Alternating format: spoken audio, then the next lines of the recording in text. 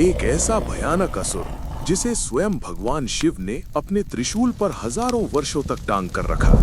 उसका रक्त निरंतर बहता रहा, शरीर मांस से रहित होकर कंकाल बन गया, फिर भी वो मरा नहीं।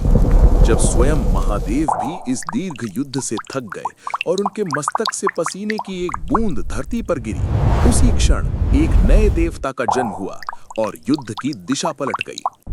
ये कथा उस समय की है जब माता पार्वती ने क्रीड़ावश भगवान शिव की आंखों को ढक लिया। उस एक क्षण में ही संपूर्ण ब्रह्मांड अंधकार में डूब गया। उसी समय शिव के शरीर से पसीने की कुछ बूंदें पृथ्वी पर गिरी, जिनसे एक बालक उत्पन्न हुआ।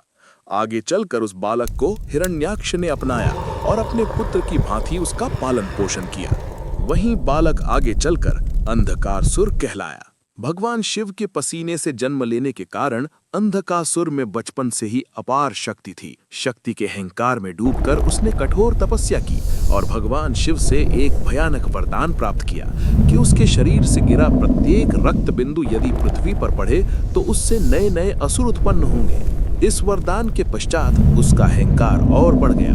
उसने देवताओं के यज्ञ रोक दिए, ऋषि मुनियों को सताने लगा और तीनों लोकों में आतंक फैला दिया।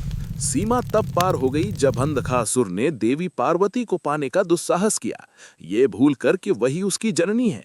इस घोर अपराध से भगवान शिव अत्यंत क्रोधित हो उठे। महादेव स्वयं युद्ध के लिए उतरे।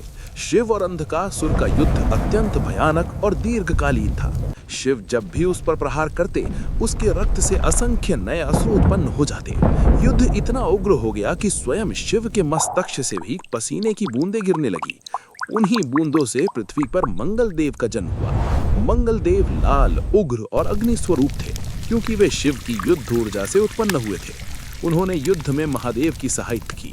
अंततः भगवान शिव ने अंधकासुर को अपने त्रिशूल से भेद दिया और उसे हजारों वर्षों तक उसी पर टांग कर रखा। उस लंबे समय तक अंधकासुर त्रिशूल पर लिटका रहा। उसका रक्त निरंतर बहता रहा और मंगल देव उस रक्त को पृथ्वी पर गिरने से रोकते रहे। समय के साथ अंधकासुर का शरीर मांस और रक्त से रहित होकर कंकाल सा हो गया। इसी अवस्था में उसे अपने अहंकार और पापों का बोध हुआ। उसने पूर्ण विनम्रता के साथ भगवान शिव से क्षमा मांगी और सच्चे हृदय से शिव भक्ति स्वीकार की। उसकी गहन पश्चाताप और भक्ति से प्रसन्न होकर महादेव ने उसे नया स्वरूप प्रदान किया और भृंगी के रूप में अपने गणों में स्थान दिया।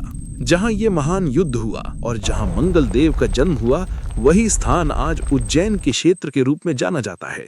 इसी घटना की स्मृति में वहां मंगलनाथ मंदिर की स्थापना हुई। हर हर